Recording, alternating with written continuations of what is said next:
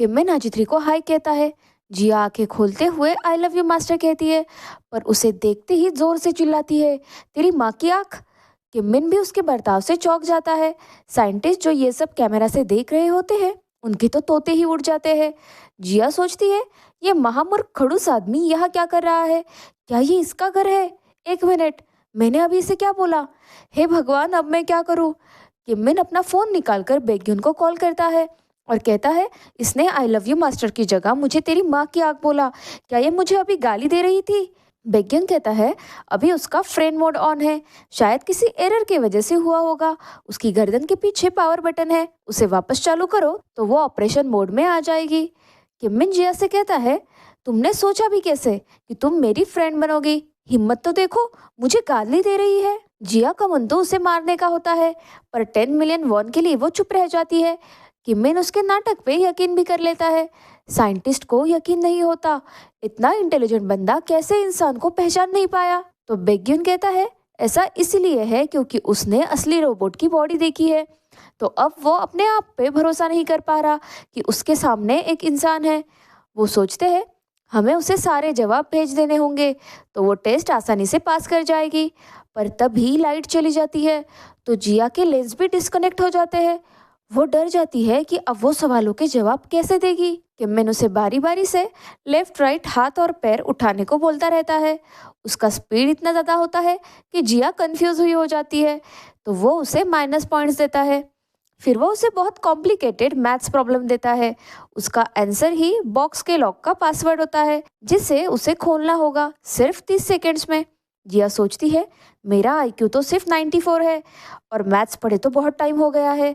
फिर वो बॉक्स को देख आगे बढ़ती है और जोर से उस पे हाथ दे मारती है। बॉक्स तोड़कर वो उसमें से अंडा बाहर निकालती है।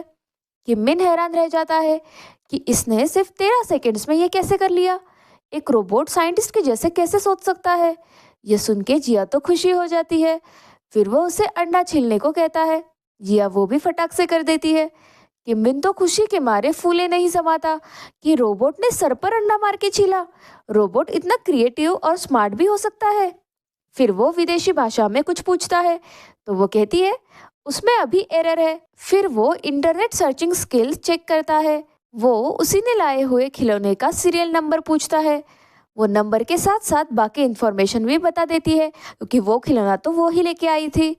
तभी किमिन को कुछ अजीब लगता है कि आजित्री में कुछ तो चेंज है। वो कहता है, कहीं तुम्हारी बैटरी ओवरहीटिंग की वजह से फूल तो नहीं गई? मुझे चेक करने दो। वो उसकी तरफ आगे बढ़ता है और जिया मना करते हुए पीछे सरकती है। उसके और पास आने पर जिया उस पे चिल्लाती है, तुम गटर के कीड़े, सुअर की औलाद, तुम्हारा दिमाग क्या घास चरने गया है? कहो तो मैं वापस ला देती हूँ। तभी लैब में लाइट वापस आ जाती है, पर ये सब सुन के उनके दिमाग का फ्यूज उड़ जाता है। पर वो सिचुएशन संभाल लेते हैं और कहते हैं, ज़्यादा टाइम चलने के लिए बड़ी बैटरी लगाई है, वो गर्म हो जाती है तो उसे छूना मत। किमिन कॉल पे अपने मैनेजर यानी कि जिया के भाई से बात करता है कि मेरे कार के डैश कैमरा की फुटेज निकालो और उस लड़की पे मेरा नेकलेस चुराने का केस लगाओ। जिया ये सब सुन लेती है। किमिन उसके मॉरल्स चेक करने के लिए पूछता है, एक इंसान ने मुझे डैमेज हुआ प्रोडक्ट दिया और नेकलेस भी चुराया, क्या उसे जेल भेजना चाहिए या फिर नेकलेस लेकर माफ कर देना चाहिए? आजित्री जेल भेजने का कमांड देती है, पर जिया कहती है, हो सकता है कोई गलतफहमी हुई हो, किसी बेकसूर को सजा नहीं होनी चाहिए। अब किमिन को इस बात पर बहुत गुस्सा आता है। तभी गोलियां खाते वक्त उसका गला चौक हो जाता है, वो नीचे गिर जाता है। तभी जिया भाग कर जाती है और उसकी पीठ पर मारती है, जिससे उसकी गोली बाहर आ जाती है। वो हैरान रह जाता है और उसकी तरफ हाथ बढ़ाता है। जिया उसका हाथ पकड़ लेती है, पर उसे एलर्जी नहीं होती। अब साइंटिस्ट उसकी सारी रिकॉर्डिंग्स देखते हैं कि उसने बॉक्स कैसे तोड़ा। ये देखकर बेग्युन उसे बहुत सुनाता है, तो वो गुस्सा होकर वहां से चली जाती है। बेग्युन को याद आता है कि वो पहले भी ऐसी ही थी, अचानक से ब्रेकअप बोल के चली गई। यहाँ किमिन अपने पुराने दोस्त जर्मन को कॉल करता है और उसे सेंटा मारिया की डील कैंसिल करने को बोलता है। जिया अपनी भाभी के साथ डिनर कर रही थी, तभी वो जिया को एक नेकलेस देती है जो कि उसके पॉकेट में था। जिया उसे देख चौंक जाती है। फिर वो उस नेकलेस का वीडियो बनाकर किम को भेजती है। किम के कॉल करने पर वो उसे माफ़ी मांगने को कहती है, पर वो मना कर देता है। जिया पर चोरी का और झूठ बोलने का इल्जाम लगाता है। उसे लगता है कि वो पैसे मांगेगी, पर जिया कहती है, तुम मेरा यकीन क्यों नहीं करते? पहले मैं भूल गई थी कि ये नेकलेस मेरे पास है, अब मिल गया तो तुम्हें लौटाना चाहती हूँ। 1 मिनट में एड्रेस भेजो, वरना मैं इसे फेंक दूंगी। और कॉल कट करती है। जिया के वो कपल लैंप्स बन चुके थे, तो वो बहुत खुश होती है। कहती है, बस अब केएम फाइनेंशियल मुझे सिलेक्ट कर ले। यहाँ किम को याद आता है कि कैसे आजित्री ने उसकी जान बचाई। वो सोचता है, वैसे ये रोबोट है बड़ी काम की चीज। वो आजित्री को अपने घर में काम करते हुए इमेजिन करने लगता है। किम बेग्युन को कॉल करता है और कहता है कि मुझे आजित्री रोबोट बहुत पसंद आया, इसीलिए मैं उसकी ट्रायल बढ़ाकर 1 महीने की कर रहा हूँ, तो आजित्री को कल ही मेरे पास भेज दो। बेग्युन इधर उधर के बहाने बना के मना करता है, क्योंकि रिपेयरिंग के पार्ट्स गलत एड्रेस की वजह से अफ्रीका चले गए, तो उन्हें आने में और समय लगेगा।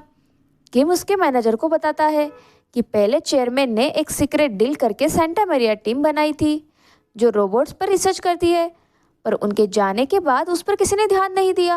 अब तुम्हें पता लगाना है कि अब के चेयरमैन और उसके आदमियों को इस बारे में पता है भी या नहीं। उसके बाद वो मैनेजर को सेंटा मैरिया टीम के पास भेजता है और उसके मैंशन में शिफ्ट होने का सुझाव देता है। अगर मना किया तो वो पैसे इन्वेस्ट नहीं करेगा और टीम को भेज देगा। जिया अपने कपल लैंप्स के साथ बैठकर सपनों में खोई होती है। तभी उसे पता चलता है कि कंपटीशन का रिजल्ट आगे बढ़ा दिया गया है, कोई फिक्स डेट भी नहीं दी गई।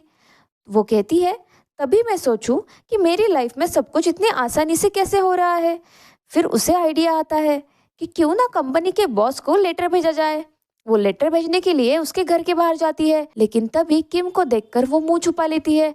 तब उसे पता चलता है कि कंपनी का मालिक किम है। वो सोचती है, ये सब कितना कॉम्प्लिकेटेड है। वो मुझे चोर समझता है, पर रोबोट बनकर मैंने ही उसकी जान भी बचाई। तभी उसका भाई जिया से पूछता है कि 10 मिलियन वॉन उसने कैसे चुकाए। वो कहती है, मैंने पार्ट टाइम काम किया, पर उसके भाई को उस पर यकीन नहीं होता। उसे लगता है उसने वापस लोन लिया है। वो उसका कमरा तलाशने लगता है। कपल लैम्प्स दिखने पर वो उसे तोड़ देता है। वो कहता है, तुम अगर मुझे सच नहीं बताओगी तो यहाँ नहीं रह सकती। तो वो घर छोड़कर चली जाती है। उसे उसके पापा की बहुत याद आती है कि कैसे वो उस पर बहुत यकीन करते थे। जिया को एक साइंटिस्ट का मैसेज आता है कि हम तुम्हारी साइड में है, वापस आ जाओ, कुछ दिन और हमारे लिए काम कर लो। जिया के पास वैसे भी रहने के लिए घर नहीं होता, तो वो उनके साथ रहकर काम करने के लिए तैयार हो जाती है। वो कहती है, मुझे पैसे नहीं चाहिए, क्योंकि मुझे लगता है मैंने पहले ही काफ़ी पैसे ले लिए हैं। अब वो सब किम के घर के लिए निकलते हैं। उनके जाने के बाद वहाँ कुछ लोग आते हैं, पर उन्हें वहाँ कोई नहीं मिलता। असल में उन्हें चेयरमैन के डैड ने भेजा होता है। सेंटा मरिया टीम किम के घर पर पहुंचती है। उन्हें लगता है वो बड़े से मेंशन में रहेंगे, पर उन्हें दूसरे छोटे से घर में रहने के लिए बोला जाता है। गार्डनर उन्हें वहां रहने के रूल्स बताता है, पर जिया वही बैग में बंद होती है। रूल्स के हिसाब से कोई बाहर नहीं घूम सकता। किम के सामने गलती से भी नहीं जाना है। कार के साथ सामने का गेट यूज करना है, वरना पीछे वाले गेट से जाना होगा। उसके जाते ही जिया को बैग से बाहर निकालते हैं। उसे भूख लगी होती है, तो सब खाना खाने बैठते हैं। सब जिया के साथ काफी घुल मिल गए थे। वो अपना निकनेम भी उसको बताते हैं। किम बेग्युन को मिलने बुलाता है, तो वो किम को समझाता है कि आजित्री इमोशंस को पढ़ सकती है, तो बहुत सारे लोगों के एक्सप्रेशन पढ़ने से उसमें एरर आया है। इससे अच्छा है वो एक ही इंसान को अच्छे से पढ़े। और तो और तुम उसे जो भी सिखाओगे, उस आजित्री के वर्जन के लिए तुम पासवर्ड भी सेट कर सकते हो। मतलब आजित्री के अंदर तुम्हारे लिए एक जगह फिक्स हो जाएगी। ये बात किम को बहुत पसंद आती है। वो मानता है कि आजित्री इंसानों से बेहतर है। अब जिया रोबोट बन के उसके सामने आती है, तो किम उसे पासवर्ड सेट करने को कहता है। पासवर्ड होता है सैंडविच, पर ये नाम बेग्युन ने बैन किया होता है, क्योंकि उनका ब्रेकअप हुआ तो वो सैंडविच खा रहा था। अब उसे चिढ़ाने के लिए जिया इस पासवर्ड को सेट कर देती है। किम कहता है, तुमने मेरी जान बचाई और तुम काफ़ी फनी हो, तो मैं तुम्हें इसका इनाम दूंगा। मैं तुम्हारे अंदर मेरी एक प्राइवेट रूम बनाने वाला हूँ, तो किसी और को वहाँ एंट्री मत देना। आज से मैं तुम्हें ट्रेन करूँगा। अब से तुम सिर्फ और सिर्फ मुझे फॉलो करोगी और किसी को नहीं। तो इसी तरह ये पार्ट भी यही ख़त्म हो जाता है। आगे की कहानी जानने के लिए नेक्स्ट पार्ट का इंतज़ार करना होगा और उसकी नोटिफिकेशन के लिए चैनल को सब्सक्राइब करना मत भूलिएगा।